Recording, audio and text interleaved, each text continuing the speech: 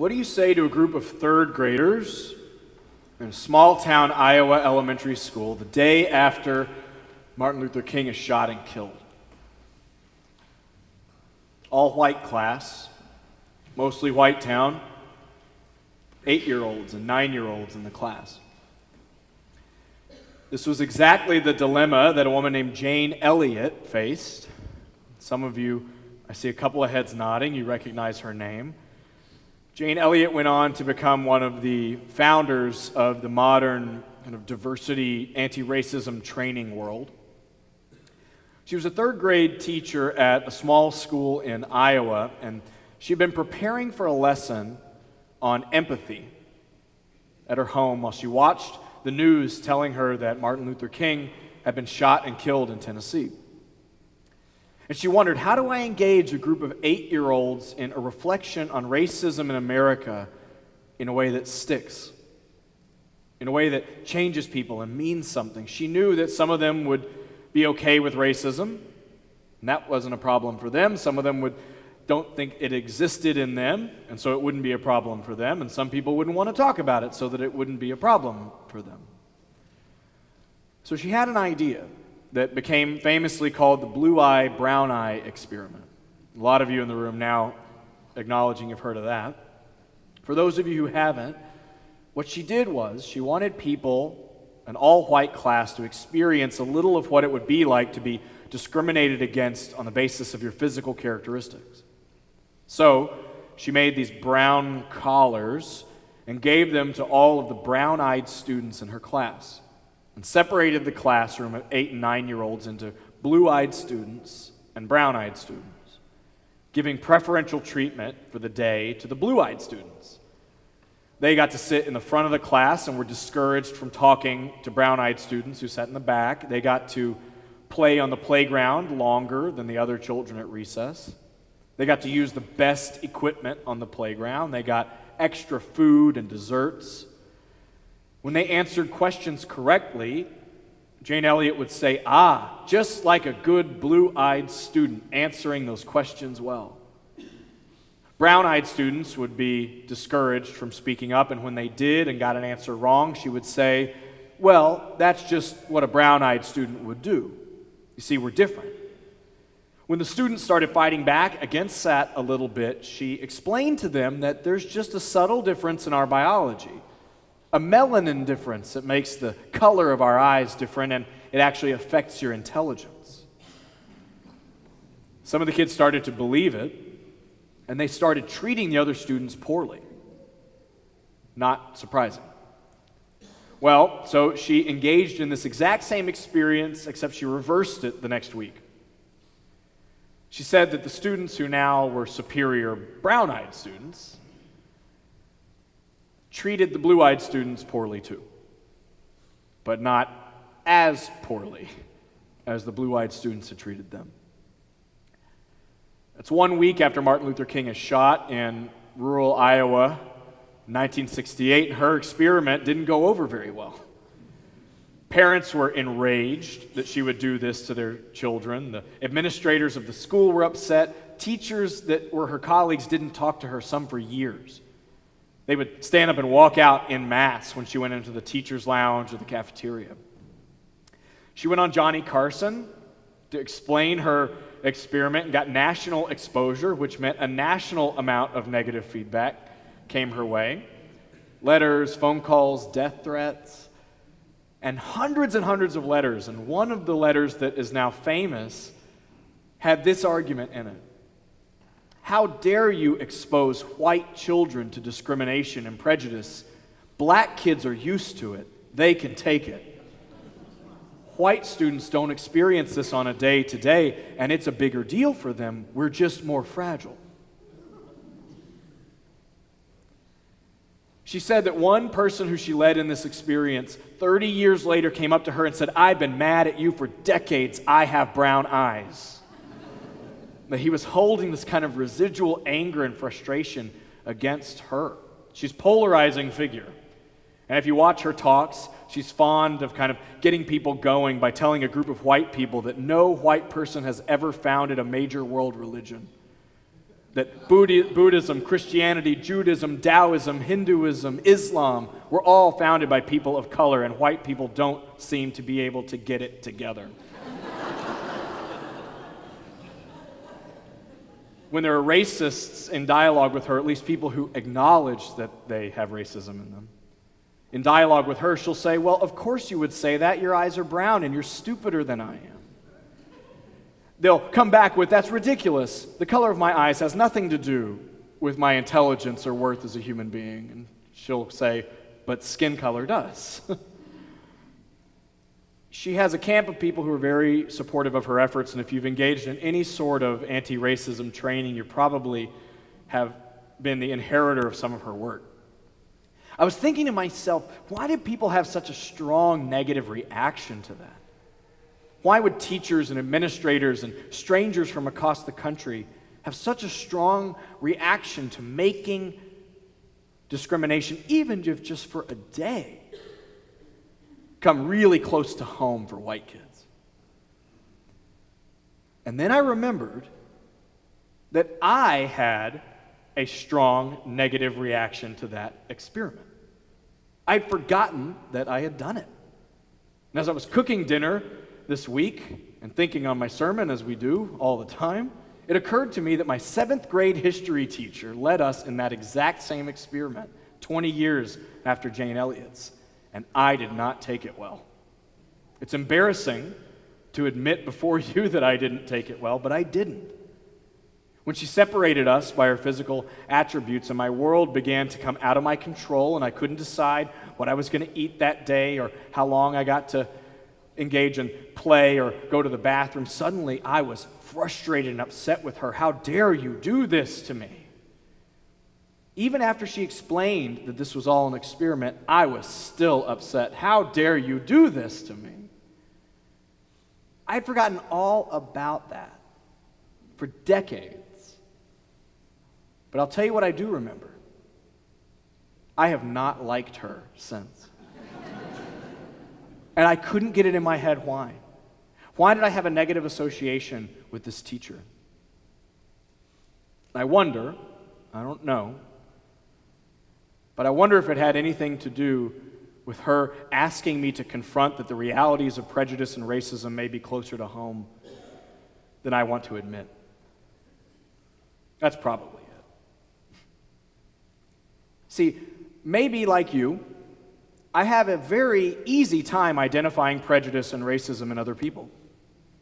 It's incredibly easy for me to point to where it's active in the world. And it is.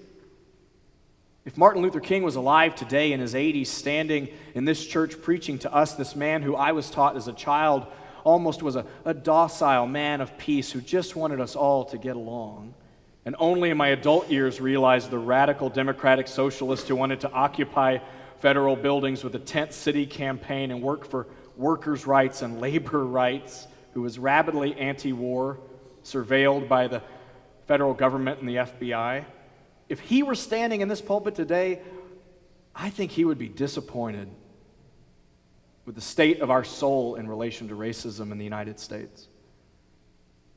When he asked what killed James Reeb, a Unitarian minister who was beaten to death during the March to Selma, he asked who killed James Reeb, and he said the KKK. When he said what killed James Reeb, he said a church that didn't care enough to fight racism. I wonder what he would say when a political candidate for the presidency of the United States can explicitly use race in 2016 to make us fear one another. Explicitly. I didn't think that would happen in my lifetime. I was told we were done with that.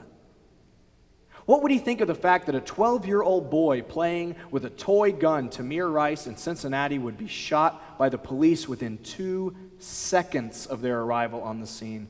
2 seconds. What would he think of the fact that that happens, but 150 pseudo-white angry militiamen can take over a federal building with guns, promising to kill people if interfered with, and nothing happens?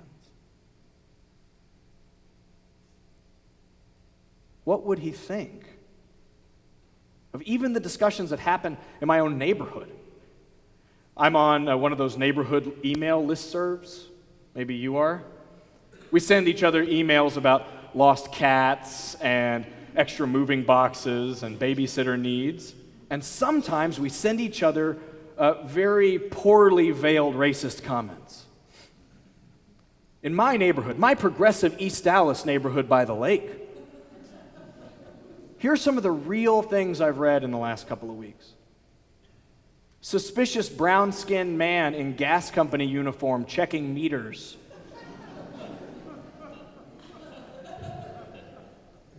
Suspicious brown or black-skinned people walking their dogs at night.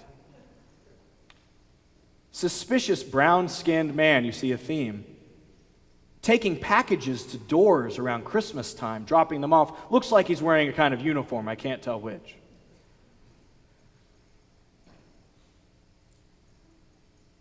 I want to think, this is my neighborhood. This is close to home.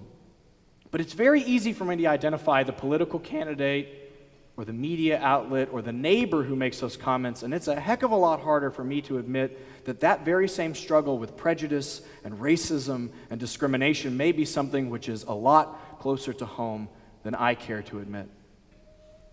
That I am capable of bigotry and racism, that I embody a human body that is capable of these things is really hard to engage. I can tell by a lot of people's body language, like this, I'm seeing this, that it is hard to engage. But this is not a new problem. There are scriptures that go back thousands of years which suggest that even the best teachers on earth wrestled with these problems. There's a passage in the Bible, in the Christian scriptures, that I had forgotten about and we didn't talk about in the church of my childhood. And it's one in which Jesus uses discrimination against someone based on race. There's this passage in Mark and in Matthew.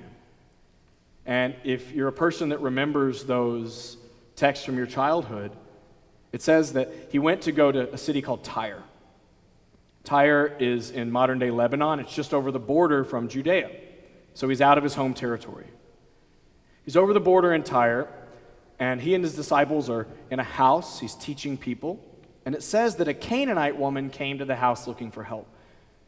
And it's very important that the writer of the text mentions that it's a Canaanite, because Canaanites and Jews did not get along. They were the exact same people that in the Hebrew scriptures God told Moses, make sure you slaughter every last man, woman, and child. Don't leave any oxen alive, Yahweh said. These groups fought, and the Jews looked upon the Canaanites with a lot of disrespect. So the text says that this Canaanite woman comes to Jesus and says, will you please help me? My daughter is ill. She's possessed by a demon. In today's language, we would say she was suffering from a severe form of mental illness. The disciples do what they always do in the story. They don't get it, and they want everyone to go away who's messing with their teacher. This lady's loud. She's got this loud kid. Just get her out of here. And then she comes back, and she says, please help my daughter. She's struggling. And in the story I'm supposed to hear, Jesus walks up and goes, oh, ye of little understanding and faith, this woman is a child of God, let her in equally. But that's not what he says in the text. He says, listen, lady, I'm here for the Jews. Those are my people. I'm here to help them. And she looks at him and says, I need your help. My daughter is ill, son of David. Please help my daughter. And then he says to her the line, do you think I'd take food from children and give it to a dog? Yeah. That's not a text we learned in Sunday school. He says, do you think I would take food from a child and give it to a dog? The Greek word that's written in some of the original texts is the diminutive form. Little dog.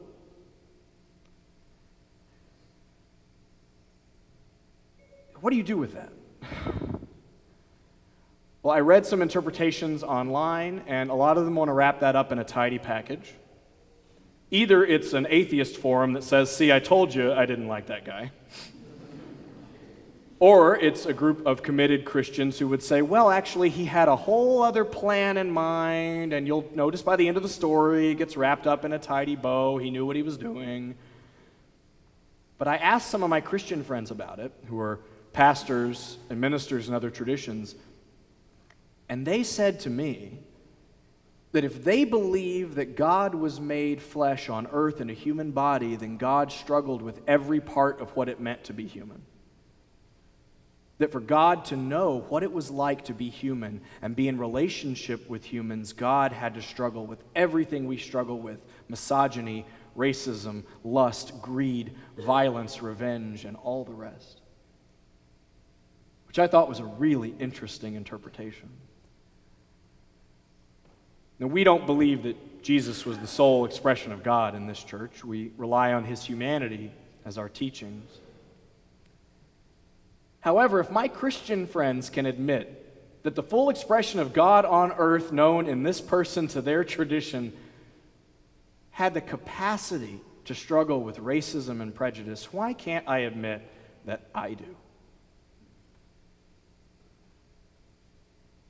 Not that humans are innately that way, but that being born in a human body means I have the ability to be that way, and the ability not to be that way. You see, for us in this church, in the way that we do religion here, everybody's invited to build heaven on earth. None of the major moral and spiritual crises that we engage with as a church are somebody else's problem. Our answer to, is that somebody else's problem, is always no. It's our problem as well. Our job isn't to overcome our humanity. We certainly don't have vicarious atonement, which means that somebody else's death or sacrifice will take care of our problems. But we do have the invitation to be a builder of heaven on earth. And to do that well, I think it means that we take a lesson from the 12-step community. The first two words of their 12 steps say, "We admitted."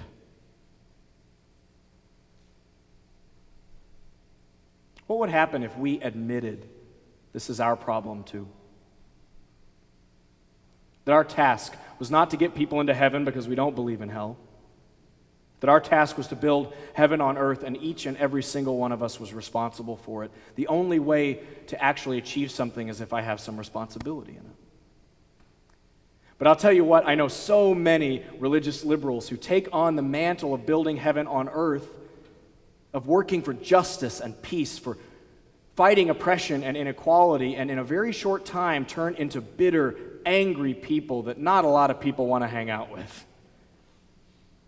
I've talked with our social justice leaders in this church, and they've said how easy it is for them to be motivated by anger as the sole motivating factor for our work in the world. But let me tell you, the invitation, this is terrible. If you come and work with me on this issue on a regular basis and spend a lot of time doing it, you will be as unsatisfied, angry, and bitter as I am, is rarely an effective invitation. I see that some of you have received that invitation. I understand it. We should be angry about some of the things that are present in the world. We should be upset and outraged like the prophets of the Hebrew Scriptures that some of these things are still issues in our day. When we hear Maya Angelou's words about King, when he spoke, it wasn't about just avoiding hell. And we're not a people who engage in that anyway. It was about having a compelling vision of heaven on earth worth fighting for. That's one of the places where I think we struggle as religious progressives. We are so good at saying, that's wrong. We're particularly good at saying, they are wrong, and we're particularly good at learning how to be the best wrong person in the room. Well, yeah, I'm a white racist, but at least I'm a better white racist than you are. That dynamic plays out all of the time in our work. What we struggle with is saying with the same conviction that King did, we shall overcome someday. That when he stood up the night before he was killed and preached and said, I've been to the mountaintop and I've seen it, that it's worth fighting for, and meant it. That was not a rhetorical technique. If we could muster the same sort of articulated clarity of vision of heaven on earth and use that as our fuel for the fire, use that as our invitation for social justice work, I think our invitation would be much more effective. It is an outrage that my Muslim neighbors and my friends that I went to school with and college with who wear a hijab are getting yelled at and screamed at and threatened while dropping their kids off for school. It is an outrage. But if I just point to that, I don't know what to do with it. I'll tell you what I did see last week was heaven on earth in this church. I watched a Muslim man who was shot in the face by a white supremacist talk about how he engaged that man through a radical acceptance and love that changed his heart.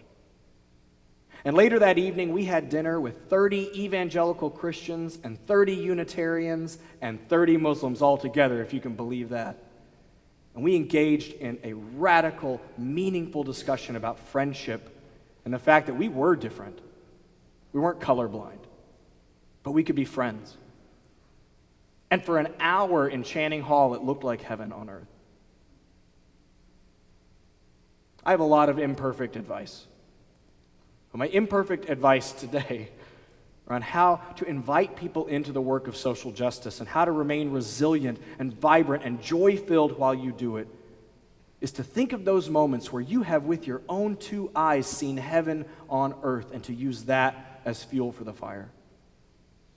To tell people, I know this is terrible, but if you show up to that meeting with me this weekend, we will get to experience heaven on earth by God, and it will be fantastic. I've seen it with my own eyes. That we shall overcome someday. Let's be a people who run screaming toward heaven on earth, not who are staying arm's length away from hell. Because I do believe that something better is possible. I've seen it in this room. I've seen it in this church 1,000 times. And I know by God that it will happen again. May it be so today and all days. And amen.